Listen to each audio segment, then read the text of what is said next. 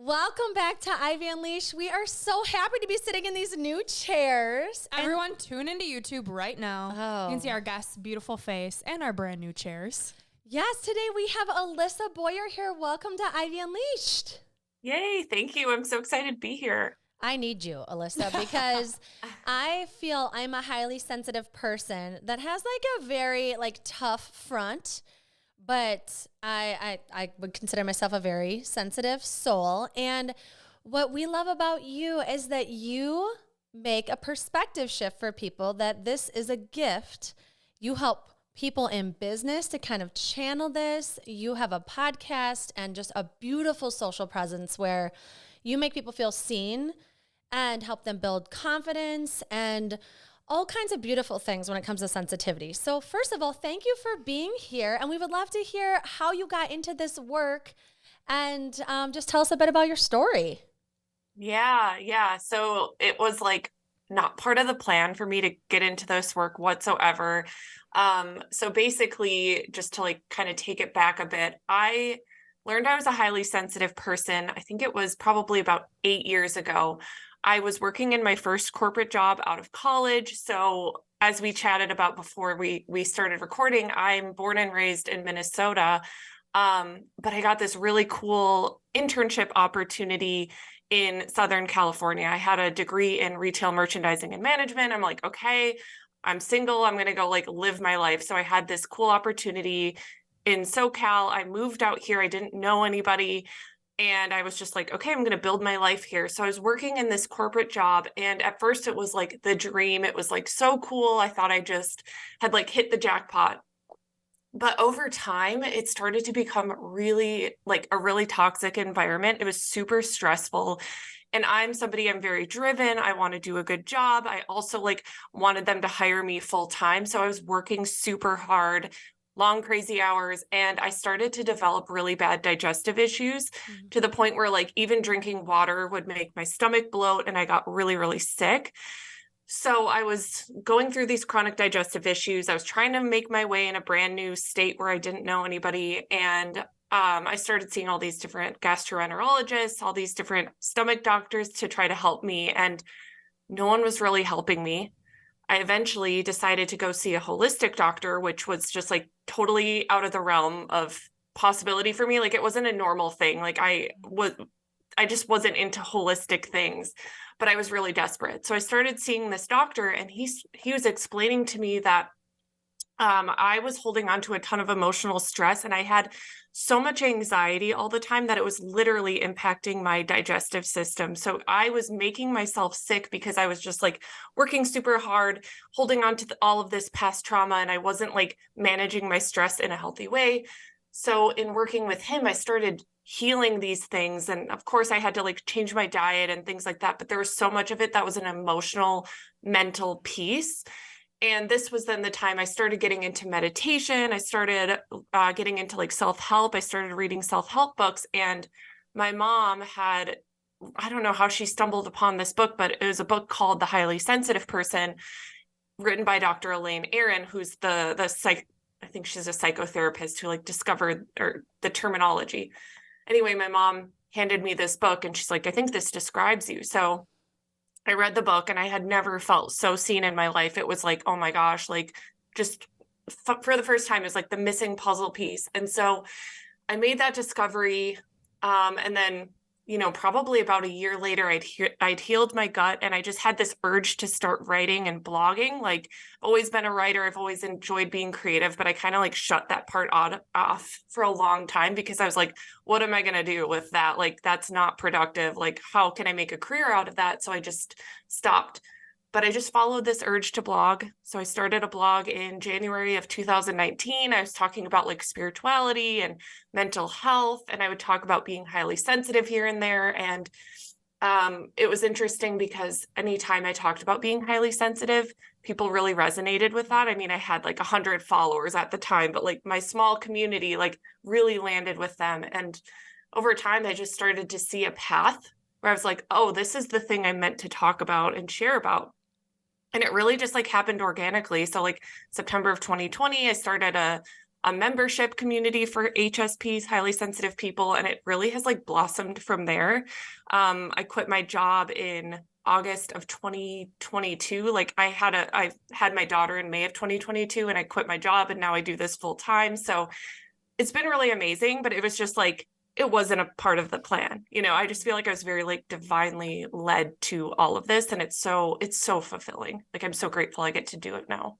It's the message in the mess, right? As a fellow gut health sister over here, who also highly sensitive, and my stress and anxiety play such a role in my gut. And I now know that because of the holistic doctors that I've seen. So I love that you're talking about this. And it's something that every woman can relate to. Whether you have borderline anxiety or diagnosed with it, we all have stress, and we all feel the impact on our gut and on everything around us. And I love what you said about it being a holistic thing, that you took into account meditation and you really started nourishing your soul, which then led to you helping other women. And you talk a lot about self-abandonment. And I think this beautifully ties into how you stopped abandoning yourself. So will you explain what kind of those two have to do together? Yeah, they're definitely directly tied together. So when I talk about self-abandonment, this is something I see in myself and so many of the other highly sensitive people out there. So it's like people pleasing, putting other people's needs, feelings, everything above ourselves. And for the longest time, I would like proudly self-identify as a people pleaser. I was like, oh, I'm just a nice person. I just like care about people. And I like just saw it from that lens. And I remember this therapist telling me one time, he was like, that actually people pleasing can kind of be a selfish thing. And I'm like, what do you mean? And he explained that like we're often doing these things, we're abandoning ourselves and putting other people first and not having an opinion because we're actually trying to protect ourselves and we're trying to avoid the discomfort of somebody disagreeing with us or not liking what we say. And so we're actually like suppressing our voice a lot of the times because we don't want to deal with the discomfort or the aftermath of what could come from having an opinion. And so I started really like when I noticed that in myself first, and then I started working with highly sensitive people and I just saw how this is such a pattern. And I think it's such a layered, deep thing for HSPs, but I think a lot of it is like for us as sensitive people, like we often felt misunderstood in our lives. HSPs make up about 20% of the population. So a lot of people around us are not highly sensitive. You might have had parents or caregivers who weren't highly sensitive. So you might have heard like, oh, stop making it a big deal. Stop being so dramatic. Like, why are you being so emotional? So we would hear these things. And, as children, we're like, oh, I'm bad. Like I am too much. My needs are too much. And so we kind of take it to an extreme, a lot of us, where we just like push it down and end up like not pretending we don't have any needs as sensitive adults. But that's kind of one of the worst things that we can do for ourselves, because when you're suppressing your needs, when you're not taking adequate care of yourself, you often can end up the way that I did, with chronic digestive issues or other chronic health issues. Not all the time. I'm not like a doctor or anything like that, but I have worked with so many sensitive people, and I can tell you, like, honestly, I would say 80% of them at least have had some sort of health issue that I would imagine is somewhat tied to the way that we suppress our feelings, the way that we're not taking proper care of ourselves. Because a lot of times, like the HSPs I'll talk to, they're like, I feel guilty, like saying what I need. I feel guilty resting and things like that. And so there's so much of an identity shift that we need to make as well, because a lot of times we correlate, our identity as like, I'm a good person, I'm a caretaker. And we don't realize that we're actually a lot of times doing that because we're scared to say no. We're scared of what it would mean for us if we actually like had a boundary. So it's really prevalent, and it's a really like sticky thing to start to untangle. I feel like in our culture of, America's getting soft, like we need to toughen up, that when you have these needs that you feel like you might be more of a burden, or you might be more high maintenance, or like, why isn't this bothering anybody else? Am I really going to be the one to speak up? To me, and I've read a lot of your posts around building self-trust and confidence, and that feels like a big beast of like starting to build this. And so how do you, with your clients, get them to recognize, one, I might have some issues with my confidence or self-trust, and then start to build that. Yeah. Okay. I love this. It's like my bread and butter, and it's what I feel so deeply about. So first, I just want to say like why it's so important to me to help highly sensitive people feel more confident. It's because we live in this world, like you said, where people are like, oh, the world is getting soft, toughen up. And I firmly believe that we need more sensitive people to feel confident and to like show others that being sensitive is actually not a bad thing if we ever want to make a shift culturally in our society. I mean, I feel like it's like a big ask, but it's something that I just feel strongly about. It's like I think about kids and like my own child. I don't think she's highly sensitive, but I just want there to be examples of people who are sensitive, who are like doing cool things, who are, you know, speaking up and bringing more empathy to the world. So that's like my driving factor. And I really want to help. The way that I help people kind of identify it within themselves is really getting to the root. Like, hey, you think that you're just being a kind person by saying yes all the time, but next time you say yes, like, why don't you try checking in with your body? What does that feel like in your body? When you said yes to that request, did you feel constriction? Did it feel like you're tight and like resentful right away? Or did it feel expansive and like you can breathe easier? Sometimes I like to kind of bring in the somatic experience for people because, you know, it can be so automatic. Our response is, oh, I've always done things this way. Oh, this is just what I do. But when we check in with how we actually feel, we can start to make a connection like, oh, actually, this doesn't feel good for me. This actually isn't like, I'm not actually giving from a place of abundance and desire. I'm giving because I feel like I have to. The other thing I like to help people make the connection with is like our identity and what we are making it mean about us. In terms of like how much we give and do for others, because a lot of times highly sensitive people were, as children, we were like the caretakers, the helpers.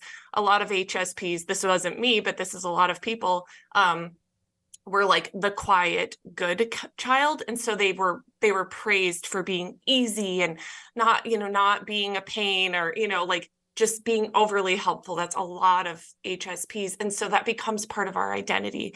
And so it's like, oh, I can't show any other side of me, because if I show another side of me, if I have, share my needs or I say no to something, then then it's all going to crumble, because what keeps me safe is overgiving, is being a caretaker, is being helpful all of the time. You know what I mean? So it becomes very tangled up.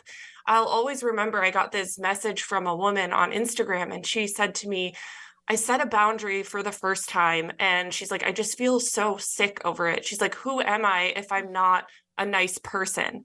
And I was like, oh my gosh, she's literally like correlating setting a boundary with being not a nice person. Mm-hmm. And that just shows me how deep it is.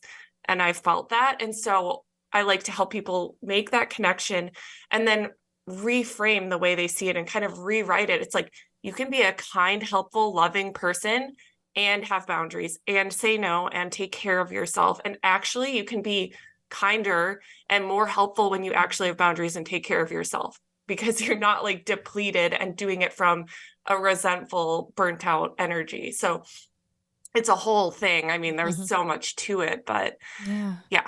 It's a big reframe, and one that I've had to make of, I am no good if I'm burnt out and sick.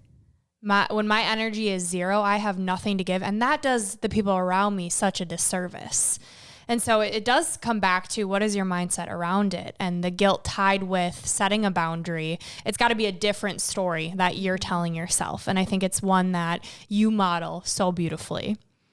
I also think what you model beautifully is, how do we handle that criticism that we get, right? So we set the boundary, and I feel like I'm becoming better at that, but the criticism, taking that criticism, is one that I am now working on. So what do you recommend for people who struggle with taking criticism?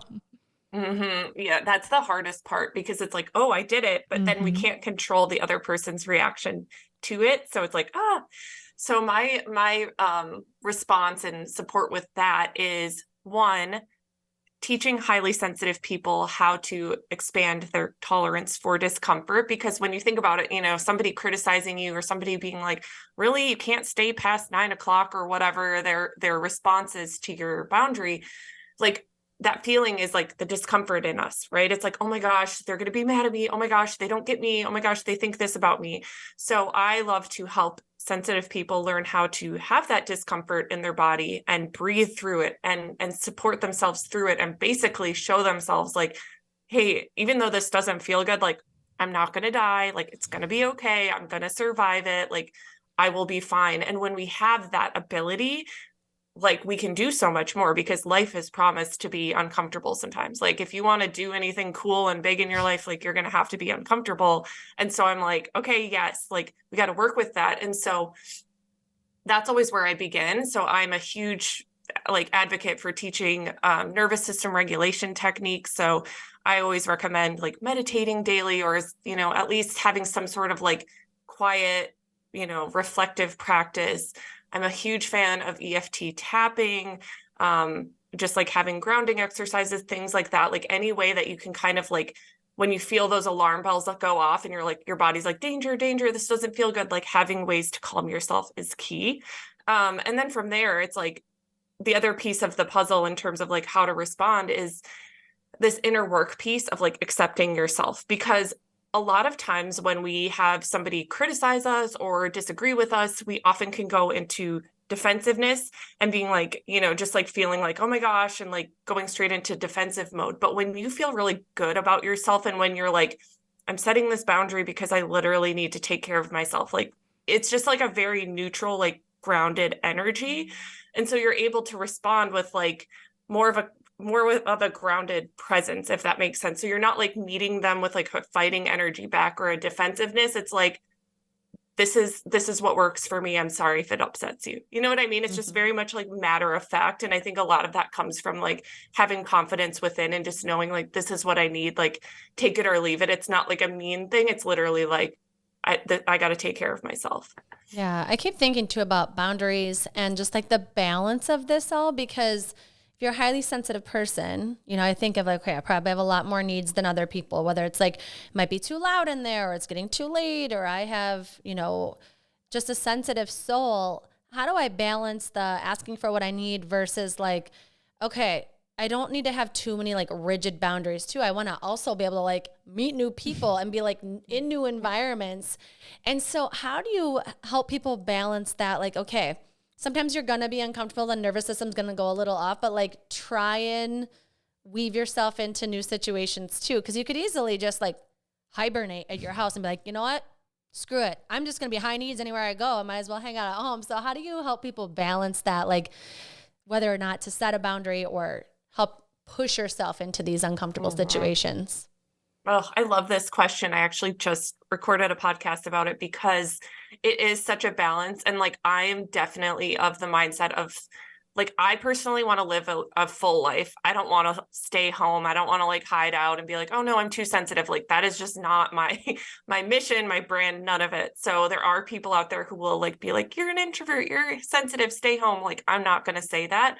What I am going to say is cultivate self-trust. And so with knowing yourself, you can kind of have that discernment for yourself, right? Because like sometimes there are times where you're like, let's say you got invited to a party and it starts at like 9:00 and you're like, oh God, like I don't want to go to that. But check in with yourself and with your values. Like, do you value being around these new friends? Do you want to have this connection with your partner and going to the party together? You know what I mean? Like check in with how you're feeling. Like maybe you're feeling a little bit nervous about going, but maybe you're also feeling like, oh, okay, this is kind of exciting. Like there are times where it's worth it to put ourselves into situations that might kind of make us nervous because it can expand us. And something that the author of the book, The Highly Sensitive Person, Dr. Elaine Aron, says is that highly sensitive people need to have a healthy level of stress in their lives. So it's like actually not good for us at all to just like stay away and hide out, because then we're not going to have that tolerance for stress and we're going to like crumble at the slightest thing. So we don't want that. So it's important to be able to put ourselves into situations, but also know that when we're at our limit and we literally don't have it in us, because sometimes you're invited to that party and you're like, I have a headache, I'm tired, this week has been extremely challenging, like I just want to read a book, and that's okay. The other thing is like my whole like something that I love to teach people is like, we have to take ownership over our experience. Like we can't control what's happening around us. We can't control the volume in the room or if there's fluorescent lights. Like sometimes these things are going to be there. And so it's like also up to us to have the tools and strategies to support ourselves through that. So, like one thing is like, I love to encourage people to like meditate and set an intention before you go to a party. If you're kind of nervous about all the people there, like choose the energy that you are going to bring, set that intention, know that you're not going to be there forever. And so if it's a little uncomfortable, okay, you're going to go home in a few hours, it will be okay. Another thing that I like and a lot of other HSPs like are like noise reducing earplugs. So loop earplugs are great. There's something that if you're going somewhere and you're like, oh, I know it's going to be super loud and that's like overstimulating to me, just like pop those in and you can turn the volume down. Or like a thing like when I travel, like I'm super sensitive about my sleep and I don't know what the hotel room is going to be like. So it's like, I always bring my eye mask. I have like a small weighted blanket and I have white noise on my cell phone. So I think about the things that I can control and what I can do to like take ownership of my experience so that I'm not relying on other people to meet my needs all the time because it's just not always going to happen. So it's like a balance of like knowing yourself and trusting that you can make the right decision and know how to care for your specific needs. I love that. What can I control that meets my own needs? Not relying on anyone else, but being able to feel safe in my body wherever I am. So that, and then you also said knowing yourself. That's a theme I keep hearing. And you have 2 beautiful courses that help people learn even more about themselves. The first one is about archetypes and empath archetypes. Let's dive into that. What is that? And how is that a superpower for us? Yes. So my empath archetype quiz that's so important. So I created that just for fun because I felt like all the narrative, not all of it, but a lot of the narrative out there about being sensitive is like, here's how to not be overwhelmed. Here's how to not be overstimulated. Here, it's hard to be highly sensitive. And I'm like, oh my gosh, this just like doesn't feel good. Like, I really am like, let's make being sensitive like a cool thing. So I created this quiz because I noticed, there's a lot of strengths of being highly sensitive, but I really was like noticing like a core, like 4 strengths. And so I turned these into archetypes and I created this quiz that people can take. It's just like a fun quiz for people to learn more about themselves. So it's called the Empath Archetype Quiz.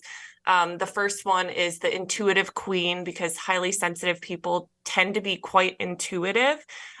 We often are very like spiritually inclined. Sometimes this is like offline for a while if we're like so anxious and like in our heads. But when you start healing and start to trust yourself, you can really tap into your intuition, which is really powerful and cool. The next archetype is the empathic leader because highly sensitive people tend to be very emotionally intelligent. We can connect well with people. We can kind of like if you were like, a manager and you led a team, you probably would be good at like knowing how to speak to the different people on your team because you would know like, oh, this person is more shy, so they need this approach. This person is more outgoing, so they need this approach. Like that's really what I see as like the emotional intelligence. Then there's the caretaker soul. So this just speaks to the level of empathy that highly sensitive people have. We're super empathetic. They've done brain scans. We have more active mirror neurons in our brain, which are responsible for empathy. So we're literally more able to understand how people are feeling. So that's the caretaker soul. It's like, that's a beautiful way to be. And then the final empath archetype is the creative maven. And I just see that a lot of highly sensitive people are so creative. And we have that like ability to have experiences in our life and then create art from them and share and support and uplift others with our creations. So that's the final archetype. And everyone's always like, oh, can I be all 4? Yes, like everyone has all of them in them. But it's kind of fun to see what your top strength is. So you can kind of start to like view your sensitivity in a different way. Like that was my intention. I'm like, I just want you to start seeing like, oh, like here are the strengths I have. Like this is actually really cool. This is why we're so drawn to you. And we were talking about you and that you've created this into a superpower. Like you don't have to feel bad about this no matter where you fall. It is a value. It's a strength. And Brooke and I both just played with 75 Hard, and something that keeps coming to mind for me is that we both are like, oh, there's a gap here. There's some things that are missing in these challenges. And something that I think Brooke and I bring to our business is that we think a lot about what we say and how it might impact someone, how we present something, how it might impact someone, because we're both empaths. Like, we both care so deeply about how people feel. And we both have sensitivities of, different ways to look at things. And so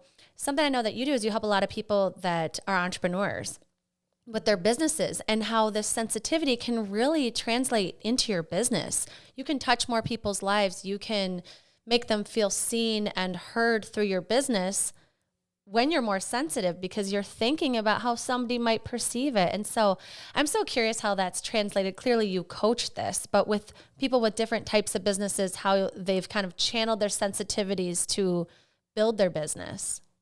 Yeah, it's been so fun and rewarding to support people with this, because I just feel like there's so many highly sensitive people who have like such an important message to share, but they either were burned in the past by other business programs that were very like harsh and like, this is how you have to do it. And they're like, wait, what? Like, this is not working for me. So it's been so fun to just help people get the message out. And so, yeah, something that I've seen with the various clients I've worked with over the past, I think it's been almost 2 years of helping people with this now, is really like leaning into the like conversations they have with their clients and using that as like inspiration for creating content that really deeply connects with people. It's like, as highly sensitive people, we're picking up on subtleties. We're really tend to be really good at listening and actually hearing and empathizing with somebody else's situation. So a lot of times this makes us just like so much more perceptive. Like, the feedback I often hear from people is like, oh my God, I feel like you're in my head. And so this is something I like to help my clients with as well, to like cultivate in their business, is like, okay, how can I take this conversation I had with this person and, help, first obviously help them and help them feel seen and heard and everything like that, but also like then use that to also like create content that really like speaks to people on a deep soul level.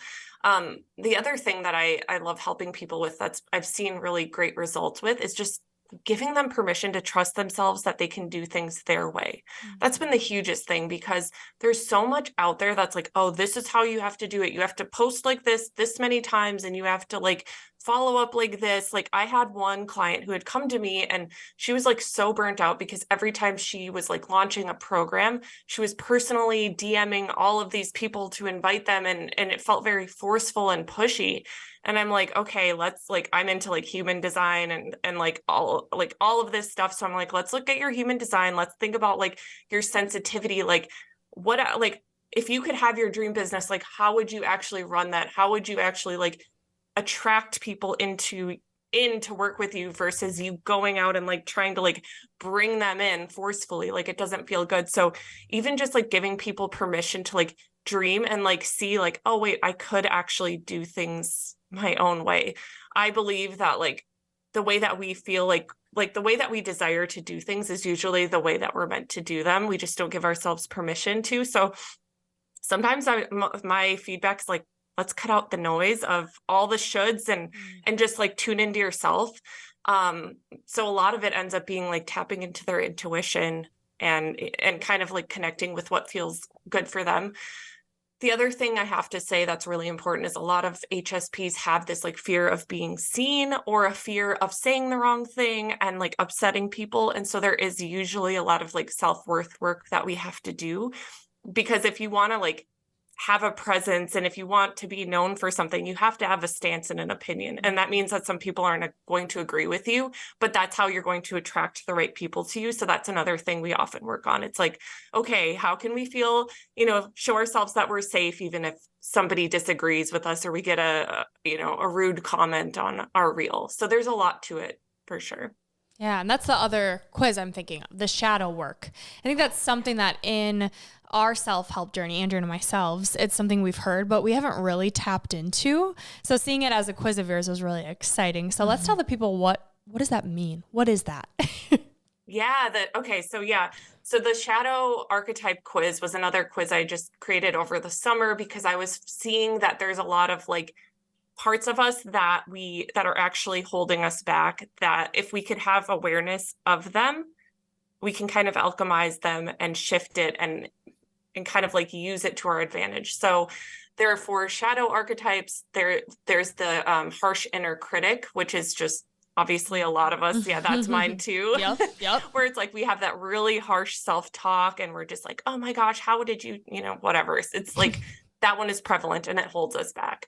The next one is the chronic second guesser, because tons of highly sensitive people are second guessing themselves a lot. And this can look like literally like asking everyone for an opinion, like even over the smallest things.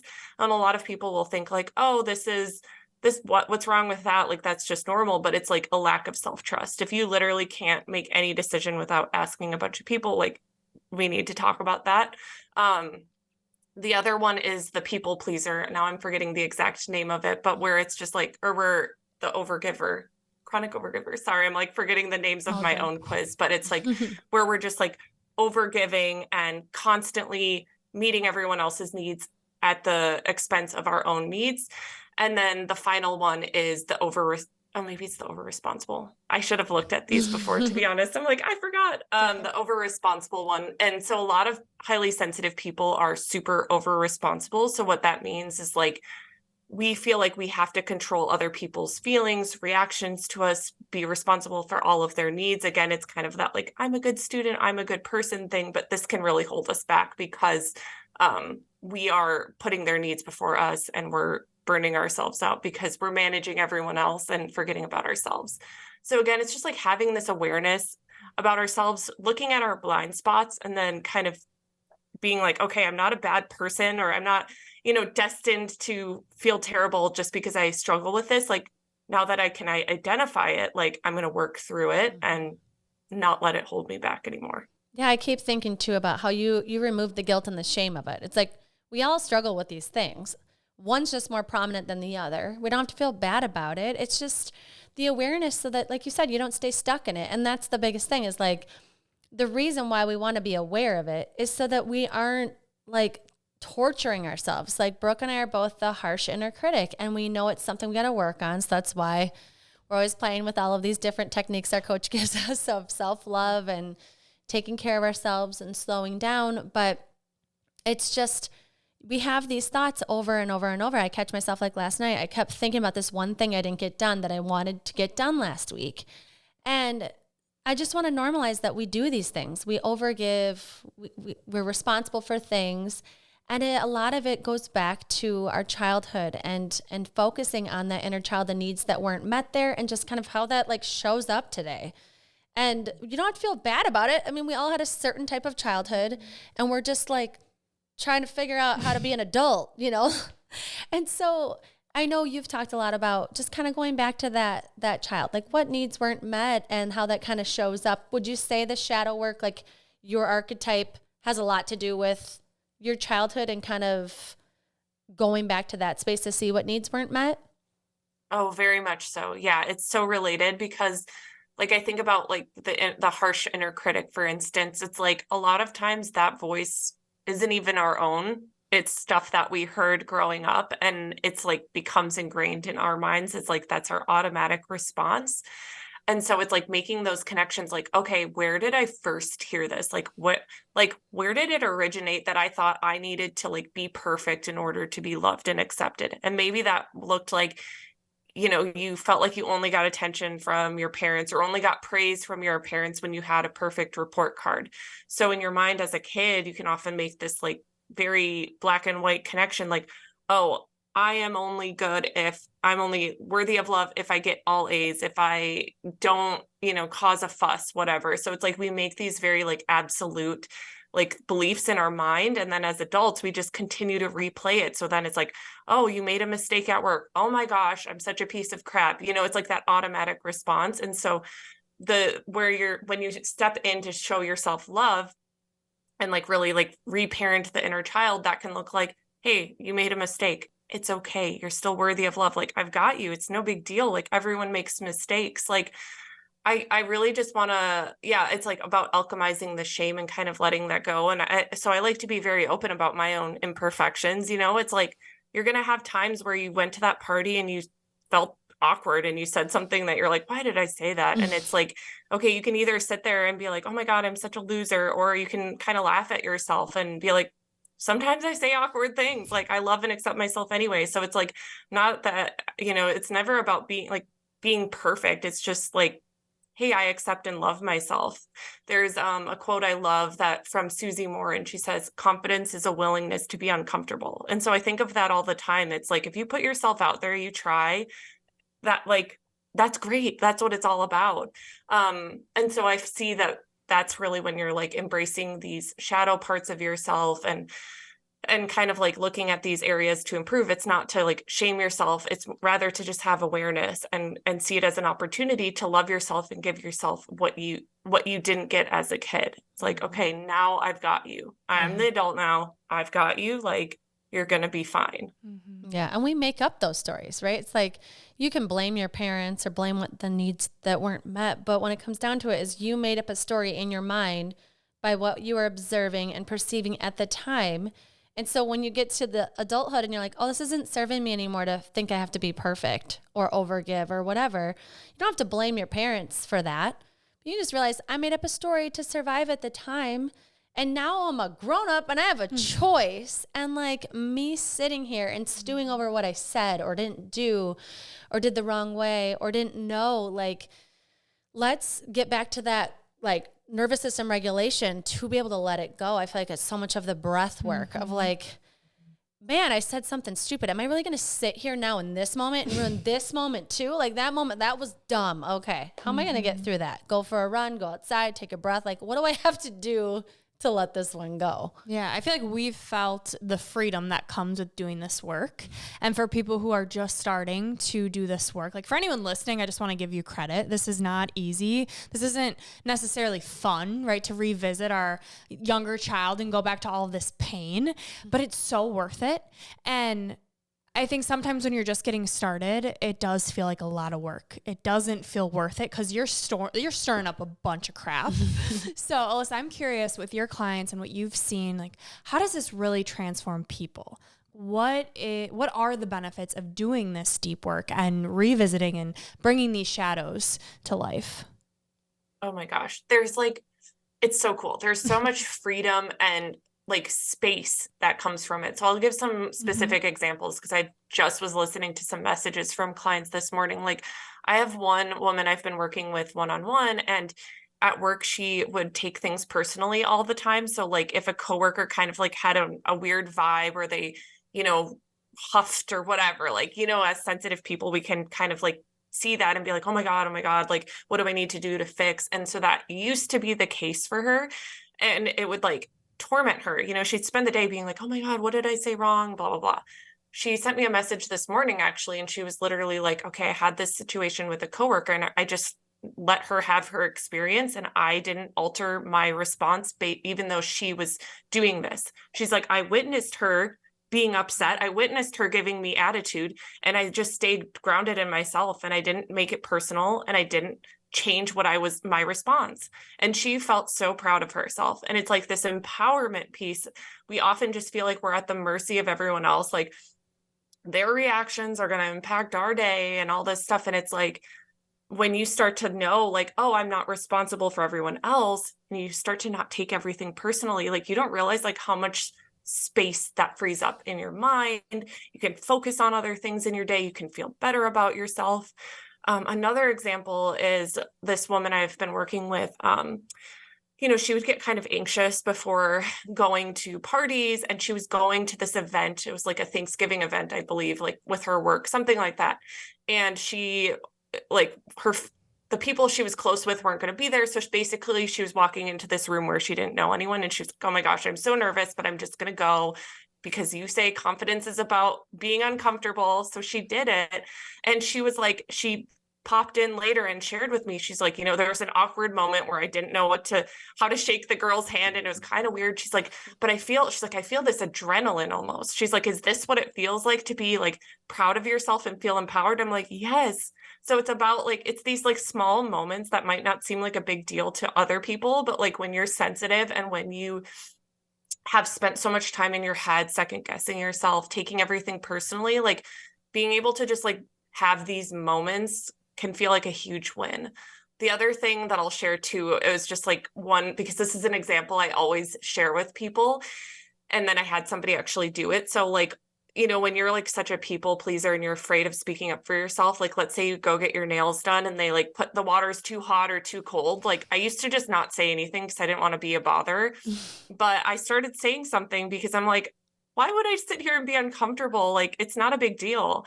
And that was like a small moment where I had my own back. I advocated for myself. So I always use that as an example for people. And I remember having a woman tell me like all proudly, like, I did that. I told her and it was fine. And she was happy to accommodate me. So it's like, honestly, these small moments and you would be amazed like how you just feel so confident and so proud of yourself. And that adds up like over time. It just like adds up and you just feel so much better. Yeah, I'm hearing like baby steps. I was just thinking of my neighbors, a couple of us ladies, we went out to dinner and one of the four of us didn't like their drink, but they like knew that they would not say anything. And we were like, two of us were like, you don't even like it. You're going to spend $15 on that drink and you're not even going to like have them make you a new one, you know? And it was kind of like the fact that she said, I'm too uncomfortable to even say anything was great because it's like, oh, this is the thing she struggles with. And she's saying, not that she wants to identify as a people pleaser, but like she just doesn't want to ruffle any feathers. So she'll just drink it down. And then another person at the table, she said something awkward that was like a weird interaction. And she was like, oh, this will keep me up at night. Replaying this loop in my mind. And so I think when you're close with friends, like close enough to say like, these are the things that I recycle in my mind and I think, or that I struggle with or whatever, normalizing that we all have our things. Like I speak up too much. Like I think I have really rigid boundaries because I've seen how well it serves me to like speak my mind that sometimes I'm like, I could have kept that one to myself, you know? And so that's my thing. And we all have our thing. And I think when you're comfortable enough with your friends, let them know, I think about this probably way too much. And then they can help you. Because like I could speak up for her. I could also tell my friend, you don't have to rewind this one. Like, I'm not thinking about it. It wasn't really that awkward. That was funny. We're like giving each other permission. Yes. And that's also the importance of working with a coach, right? Your friends see your blind spots and they love you and they're helping you in a way that isn't calling you out. You can laugh about it. You can laugh about it. Yes. And I think the more that we talk about it, whether it is with your friends or with a coach, you're not staying in your head. Like, that is the worst thing you can do, is stay stuck. Like, there's so many little things you can do. You can take a free quiz today and you can say, oh, I am an intuitive queen. Hell yeah. Feel a little confident boost. It feels good. Yes. And so for everyone listening, I just want to say that do something today that is going to propel you forward, whether it's having a conversation with a friend or taking the free quiz. Like, it's going to make you feel empowered to keep taking action. And that's what it's all about. Mm-hmm. Yeah. Alissa, I feel like you've given people permission to know themselves more in a way that not only makes them feel seen, but then like keeps it moving and gives them like little tips. Like, a lot of people don't know about their intuition and you're kind of helping them tap into this, which is like unlocking the universe. And so we want everybody to know where they can find you, how they can follow you, where to go for the quizzes. Can you let everybody know? For sure. So Instagram, I'm super active there. I'm at Life by Alissa. And if you go to the link in my bio there, it has all the things, but my website is sensitiveandsoulful.com. So there you'll find the quiz and lots of other free resources, things like that. So, and my podcast as well, the Sensitive and Soulful Show. Yes, which is great because I feel like you take all these concepts we just talked about and like go way more in depth, which is amazing. I feel like you walking the walk as the person that you are to be their coach is so great because you're like, I get it. Like, I get it. Like, I don't want to be uncomfortable all the time either, but this is how I get through it. And these are the ways that, you know, like just even the bringing a weighted blanket while you travel, brilliant. I'm like, can you send me that link, please? Yes. I love it. Oh, well, we wrap up our show with 3 gold stars. So 3 takeaways for our listeners, maybe 3 small steps, or just 3 ideas that you really, really want to leave people with. So number 1, if you're listening to this and you're like, oh my gosh, I'm a highly sensitive person, like, I want you to know that there is absolutely nothing wrong with you. You were made sensitive for a reason, and it's actually such a gift. The second one is accepting yourself will change your life.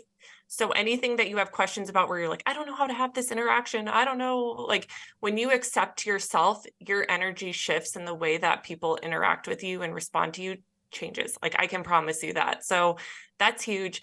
And the final thing I'll say is just like learning how to regulate your nervous system is life-changing because it will expand your ability to manage all sorts of different situations. Like when you know how to create calm and safety within, you can do so much more and you can feel happier. And it's a practice and it takes time, but it's really worth exploring and learning about. Beautiful. And next up is Unleashing Ivy. I had some ideas of what I might ask you, but I feel like I already asked you them. The question I'm curious about that we haven't really talked about is you personally in your friendships or romantic relationships or family, how have you decided who stays in your circle and who's no longer in your circle based off of like expressing your needs? Like how do you find that line of who stays and who goes? That's a good question. So to me, it's like about having mutual respect. So I'm okay with, like, I'm used to and okay with other people not understanding personally my experience of being highly sensitive. Like my husband is not highly sensitive at all. He's a total dude, but he respects me. He likes these things about me. He's learned to be like if we're watching a sad commercial, he says nothing and he hands me a tissue. It's just like an acceptance about me. So to me, respect is huge. And having people, again, just on knowing like not everyone's going to understand it, but as long as they respect me, as long as they're open to learning and being receptive, that is huge. The other thing that I always think about, because I'm, very tapped into other people's energy, and I think most of us are as HSPs, is like when I hang out with people, I want to be around people that feel expansive to me, that when I leave our interaction, like I feel better and lighter and happier. And I'm just not available to hang out with people that drain me, that feel exhausting, that only talk about their problems and unload on me. Like that's my responsibility to recognize and to, set boundaries or change the friendship. So those are really the things I think about, are like respect, being open, and just like the energetic exchange and how it feels. Yes. I love the somatic expression. Like, does it feel tight and constricting, or does it feel open and expansive? Because that's something that everyone can relate to. What type of people do what to you, and also like what type of activities, whether it's drinking or meditation or reading, fill in the blank, whatever activity. That's how you know if it's serving you at a core level or not. Mm-hmm, mm-hmm. And when you're highly sensitive, you tend to be extra sensitive somatically. So it's like we have that wisdom right at our fingertips. I just want to say too, I love that you're changing like the feeling with sensitivity. Like that's a bad thing. It's not anymore. I know Brooke and I were talking about, I think she didn't want the word sensitive. And so it was that what's the word? What do you mean? I didn't know. Fine-tuned. Oh, this is what she's talking about. So I was seeing a cranial sacral therapist for my health. And I said, I'm just a really sensitive person. And they said, no, you need to change that story. You're not sensitive. You are a fine-tuned person. I'm like, or no, it was fragile. Oh, fragile. That's what it was. Fragile. That's what it was. Because I'm like, sensitive doesn't feel that bad. But fragile was like, I have to be really, really careful. Where it's like, no, I might break. I might break. Yeah. But being sensitive, I think that's a story I'm changing. Because when I was dating my ex, I had a lot of feels. So he thought. He called me very sensitive. And so I had such a negative connotation with sensitive. And now as you're speaking and the work we're doing, it's just like a relearning. Mm-hmm. It's what do I want my relationship to be? It's okay to be sensitive. Like it's a gift. Mm-hmm. And how do I want to use that to my benefit? And one thing I want to use is my intuition, like you speaking. So I'm an intuitive queen and I'm obsessed, but now what? Or like, what does that mean? So my question would be, how do we tap into our intuition? Because that's not something we've really talked about on this podcast yet. So fun. So I like to live my life in a playful, fun way as much as I can. So something like an exercise I tell people to do is like start to notice all the times that you see like little synchronicities or little things that are like let's say like angel numbers, like you look at the clock 11:11, like notice what you were thinking about when you looked at the clock. Mm-hmm. Were you thinking about like, oh, this idea you had, or, oh, like, I don't know, just like start to notice these things and make a note in your notes app and start to just like record, or like, oh, I was thinking about my friend and then she just texted me. Like starting to recognize the times where you feel like the universe is kind of speaking to you, you're going to get more of that. I really feel like when you're the type of person who like marvels in these like cool small moments, like you're going to start to see more of them. So like, for example, we've been having so many praying mantises at our house, which are like kind of weird. But I was like, anytime I see a random like animal or bug and it feels significant, I will go Google what's the spiritual meaning. So it's just like starting to bring that magic into your life, and it will help you start to feel like, oh, more tapped into your intuition, and kind of like you'll see something, you'll be like, oh, I think it means this. Another thing I like to share with people is to kind of look back if you have any experiences in your life where you had an intuitive thought and you actually trusted it and followed it and saw that it brought you to somewhere cool or a cool opportunity, like recording those things and starting to see like, oh, actually, like I've had times where I've trusted myself and it worked out beautifully. Like you're just going to start to flex that muscle, and it will become more natural to like tap into your intuition. The last piece I'll share is just like using that somatic tool of checking in with yourself. So like, let's say you have, I don't know, a job opportunity or something like that. Like, yes, like you use your logic, but like also like tap into your body and like feel into it. And as you imagine yourself in this situation, do you feel expansive or constrictive? Even if it like logically sounded perfect on paper, like maybe you felt constrictive about it, and maybe try trusting that and just see what happens. Because I had a client where she did that and it ended up being, she totally dodged a bullet. Like it ended up being a really bad situation. So it's kind of just like playing around with these things and just starting to record, the ways that it actually has supported you and you can trust yourself. That is so cool. I am intuitive. Alissa, you make me feel expansive. When I'm around Alissa, I feel expansive because I feel like you're just helping people like just tap into themselves, and like everybody's so powerful. Like the life you want to live, it's like ready for you if you're willing to just know yourself and trust yourself. And so all the gifts that I feel like you have within you, you're helping other people tap into them, which is so beautiful. And I just love it so much. Oh, and then our last question, we always ask people, if you could go back and tell younger Alissa one thing, what would you tell her?